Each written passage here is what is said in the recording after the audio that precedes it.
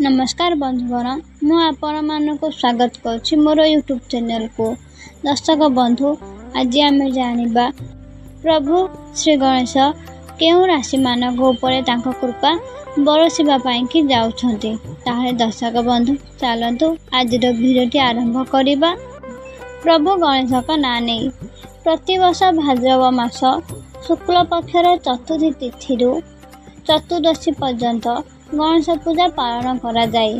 एही शुभ अवसर रे शिव शक्ति पुत्र भगवान श्री गणेश को पूजा करा जाए। 2025 मसीह गणेश महोत्सव अगस्ट 27 तारीख आरंभ हेब। विश्वास रही जे भगवान गणेश को पूजा कले व्यक्तिगत जीवन में चलता समस्त प्रकार दुख जंत्रणा दूर हो जाए। यह सहित आर्थिक समस्या मुक्ति मिली थाए। ज्योतिष शास्त्र अनुजाई गणेश चतुर्थी 5टी राशि लोकों भाग्य बदलाइब। भगवान श्री गणेश आशीर्वाद सुख और भाग्यर और धनर विपुल वृद्धि घटिब। तेबे आसंतु जानिबा से भाग्यशाली राशि मानक विषय रे। प्रथमे जानिबा मिथुन राशि। मिथुन राशि आराध्य हेउछन्ति बुध ग्रह। भगवान बुध को आशीर्वाद रे मिथुन राशि लोक माने बुद्धिमान होइथांती। सेमानक बुद्धि सहित सेमाने प्रत्येक कार्य सफलता हासिल करती। बुध हेउछि व्यवसायर दाता, तेणु एही राशिर लोक माने व्यवसाय भल करती। एथि सहित मिथुन राशिर देवता हेउछन्ति भगवान गणेश। भगवान गणेश कृपारु मिथुन राशि लोक माने सुख और सौभाग्य प्राप्त करथांती। वर्तमान मिथुन पाई ग्रह स्थिति अनुकूल अटे। शक्तिर कारक मंगल वर्तमान मिथुन राशि अवस्थित। मिथुन राशि लोक माने चंद्र भगवान राशि परिवर्तन द्वारा उपकृत हेबे। घरे शुभ काम हेब। बुद्धि और व्यक्तित्वर मधुरता आसिब।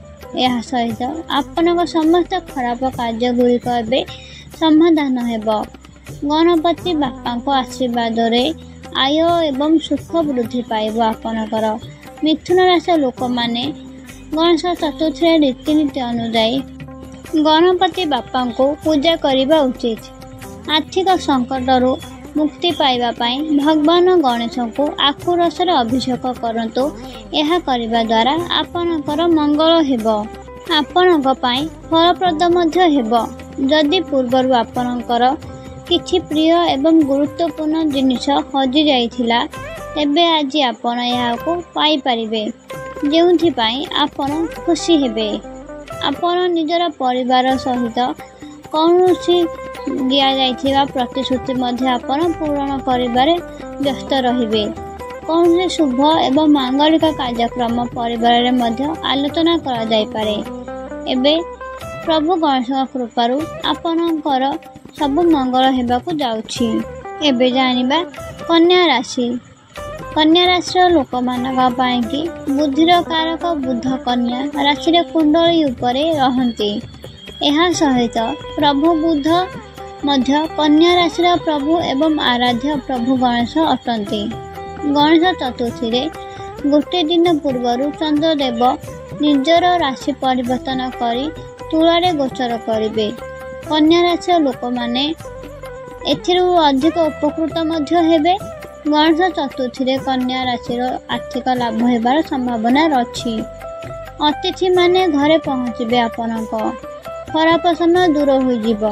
जदि आपण निवेश करने को योजना करुछंती तेबे आपण सेथे निवेश करि परिबे। घरे खुशीर परिवेश रहिबा सहित एही राशि लोक माने भगवान गणेशंकर विशेष आशीर्वाद ग्रहण करती।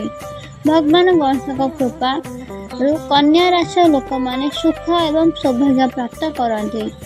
गणेश चतुर्थी दिन भक्ति सहित गणपति बापा को पूजा करियंतु। एही समय रे भगवान गणेश को सबुज रंगर पोशाक अर्पण करंतु। यह करने द्वारा प्रभु गणेश को आशीर्वाद लाभ करि परिबे। एबे जानिबा कर्कट राशि। कर्कट राशि रे चंद्र भगवान बुध ग्रहर पिता एवं कर्कट ହେଉଛି ଚନ୍ଦ୍ରର ଚିହ୍ନ।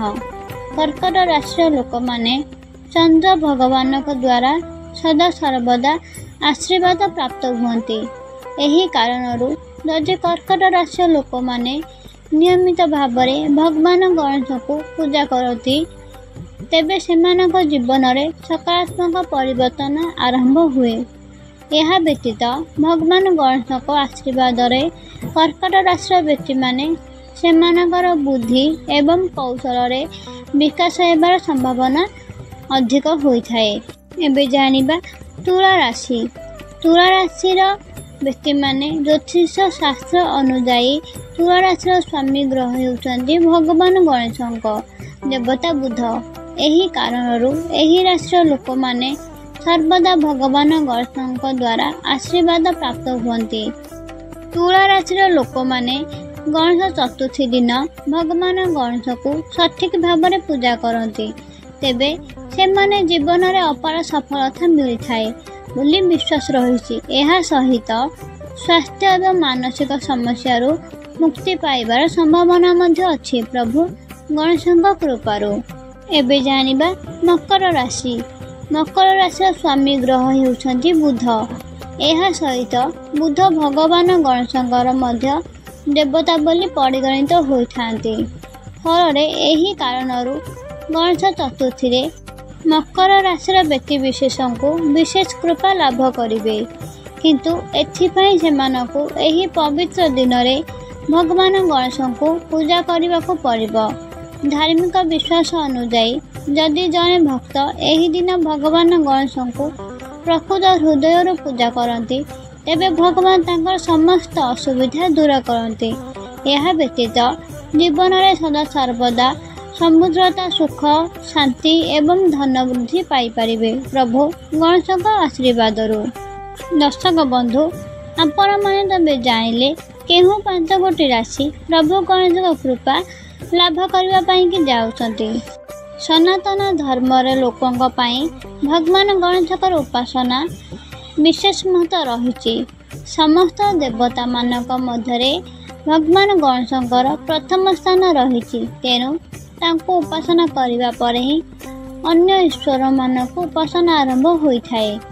ଧାର୍ମିକ ବିଶ୍ୱାସ ଅନୁଯାୟୀ ଯେଉଁମାନେ ପ୍ରକୃତ ହୃଦୟ ସହିତ ଭଗବାନ ଗଣେଶଙ୍କୁ ପୂଜା କରନ୍ତି ସେମାନଙ୍କ ସମସ୍ତ ଦୁଃଖ ଓ ଯନ୍ତ୍ରଣା ଭଗବାନ ଦ୍ୱାରା ଦୂର ହୋଇଥାଏ। ବିଶେଷ କରି ଗଣେଶ ଚୈତନ୍ୟଙ୍କ ଦିନ ଭଗବାନ ପୂଜା କରି ଅନ୍ୱେଷଣକାରୀ ବିଶେଷ ଫଳାଫଳ ପାଆନ୍ତି।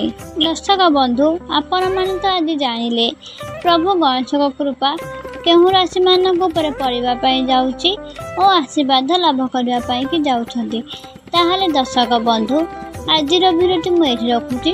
ଯଦି ଆପଣମାନଙ୍କୁ ଆଜିର ଭିଡ଼ିଓଟି ଭଲ ଲାଗିଥାଏ ଲାଇକ୍, ସେୟାର, କମେଣ୍ଟ କରିବା ସହିତ ଯେଉଁ ଦର୍ଶକ ବନ୍ଧୁମାନେ ବି ଚ୍ୟାନେଲ ପାଇଁକି ନୂଆ ଅଛନ୍ତି ଚ୍ୟାନେଲକୁ ସବସ୍କ୍ରାଇବ୍ କରିଦେବେ ଏମିତି ନୂଆ ନୂଆ ଭିଡ଼ିଓ ଦେଖିବା ପାଇଁକି, ଯାହାଦ୍ୱାରା ଆମର ସର୍ବପ୍ରଥମ ଭିଡ଼ିଓ ଆପଣଙ୍କ ପାଖରେ ପହଞ୍ଚି ପାରିବ।